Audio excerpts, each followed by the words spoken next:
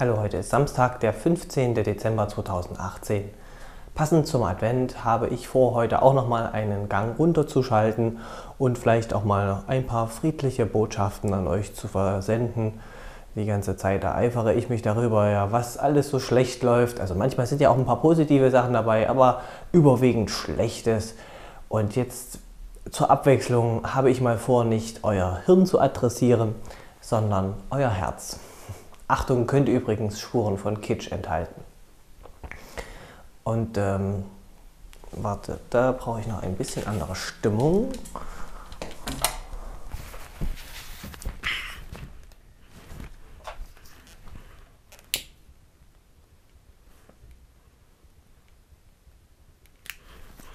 Ist zwar erst morgen, 3. Advent, aber ich denke mal, das können wir gelten lassen. Ja, das ist doch schon deutlich besser. In meiner Familie spielt Weihnachten jedenfalls eine ziemlich große Rolle. Und wenn ich die Kamera jetzt rumdrehen würde, dann würdet ihr in meinem Zimmer jede Menge Weihnachtsdekoration entdecken. Und ich erzähle euch jetzt, was wir mit dem Weihnachtsfest verbinden. Vielleicht könnt ihr euch ja das eine oder andere davon für euch selbst übernehmen. Oder ihr lauscht mir einfach nur. Ist auch okay. Also nach vorneweg, wir sind nicht christlich, sondern konfessionslos. Das verwirrt jetzt vielleicht manche, weil ja mit Weihnachten eigentlich die Geburt von Jesus Christus gefeiert wird. Wir feiern das aber nicht. Ich habe, oder meine Familie vielmehr, hat erzgebirgische Wurzeln. Und im Erzgebirge wird Weihnachten auf eine ganz besondere, ziemlich selbstreferenzielle Art und Weise gefeiert.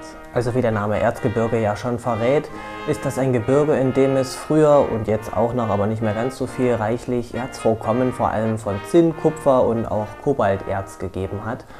Und damals zu der Zeit, das war noch so 15., 16. Jahrhundert, da sind viele Männer damals als Bergarbeiter unter Tage gewesen und haben gearbeitet. Das war damals eine ziemlich beschwerliche und natürlich auch gefährliche Arbeit. Gerade in den Wintermonaten kam da auch noch dazu, dass die Kumpels je nach Schicht in den Morgenstunden in den Stollen reingegangen sind, als die Sonne noch nicht am Himmel gestanden hat, und abends, wenn sie wieder rauskamen aus dem Berg, da war die Sonne schon wieder untergegangen. Das heißt, die Männer sahen monatelang das Sonnenlicht fast gar nicht.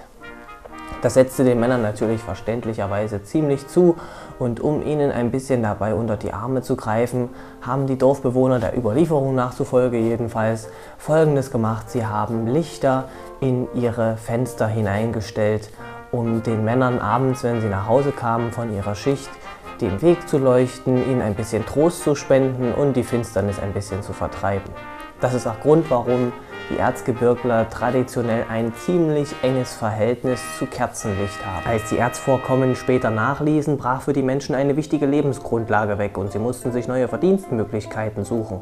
So fingen die Frauen damals an, mit dem Klöppeln von Spitze sich etwas Geld hinzuzuverdienen. Und die Männer, die nicht mehr im Bergwerk arbeiteten, die fingen eben an, eine andere Ressource in ihrer Umgebung zu nutzen, nämlich Holz, und begannen daran zu schnitzen, Spielzeug oder eben auch Dekorationen. Und als Motive dafür nahmen sie eben das, was sie so in ihrem Umfeld vorfanden. Natürlich Bäumchen und Rehe und Waldbewohner, aber eben auch die einfachen Leute bei ihren alltäglichen Verrichtungen. Der Pfeife rauchende Wanderer, die Äpfelverkäuferin auf dem Marktplatz, der kleine Rotzjunge beim Schlittenfahren, der Barmelverkäufer, Oma und Opa vorm Kachelofen, Klöppelfrauen, Schnitzer und natürlich Bergmänner. So setzt sich auch das traditionelle Lichterbogenmotiv zusammen. Auf diese Weise schufen die Schnitzer mit ihrer Holzkunst ein plastisches Abbild des damaligen Lebens und konservierten es für uns zusammen mit ihren Geschichten und Liedern. Wir feiern Weihnachten als ein Fest der einfachen Leute, die mit dem zufrieden waren, was sie hatten. Das war nicht viel, und gerade als die goldenen Jahre des Bergbaus zur Neige gingen, hatten viele Menschen ziemlich damit zu tun, über die Runden zu kommen. Letztlich aber haben sich die Leute gegenseitig geholfen. Damals schlug auch die Geburtsstunde des Hutzen um, wie man sagt. Da versammelten sich nämlich mehrere Familien abends in einer einzigen Wohnstube, die dann ordentlich eingekachelt, also eben geheizt wurde, und dort verbrachten sie den Abend zusammen singend, schmausend, klöppelnd, schnitzend und schnatternd. Auf diese Weise sparten sie Feuerholz, was sie verbraucht hätten, wenn alle Häuser gleichzeitig beheizt worden wären, und sie hielten gleichzeitig engen Kontakt miteinander. Die Leute sind zusammengerückt und haben sich gegenseitig unter die Arme gegriffen. Darum feiern wir jedes Jahr zur Weihnachtszeit Die einfachen Leute, die wir sonst im Alltag gerne mal übersehen und denen wir auch keine große Bedeutung beimessen. Dabei sind es gerade sie, die unser Leben am Laufen halten. Ohne sie ginge gar nichts. Wir hätten keine frischen Brötchen, wir könnten nicht mit dem Bus zur Arbeit fahren und wenn wir abends nach Hause kämen, da wäre es alles totenstill. Anstatt uns weiter über unsere Differenzen zu ereifern, können wir mal eine gewisse Zeit im Jahr diesen Zank überwinden und trotzdem miteinander versöhnlich umgehen. Die Menschen früher im Erzgebirge haben das auch geschafft und es hat ihnen sogar geholfen. Weihnachten ist genau die richtige Zeit, um sich aus der digitalen Welt mal für eine gewisse Zeit auszuklinken, das Smartphone beiseite zu schmeißen, den Computer runterzufahren und den Instagram-Newsfeed mal einfach links liegen zu lassen. Die Welt geht nicht gleich unter, nur wenn ihr mal nicht erfahrt, welcher VIP gerade wieder irgendeinen Gehirnfurz von sich gegeben hat und wenn euch irgendjemand angechattet hat. Ab und zu ist es einfach an der Zeit, eure Aufmerksamkeit mal wieder aus der Welt zurückzuholen.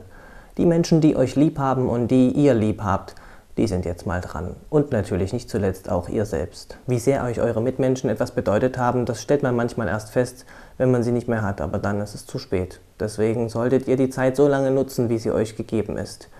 Schön, dass ihr da seid. Ohne euch wäre die Welt ziemlich leer. Besinnliche Weihnachten.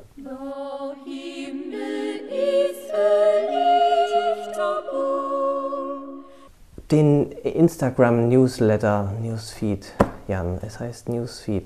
Man merkt, dass du kein Instagram benutzt.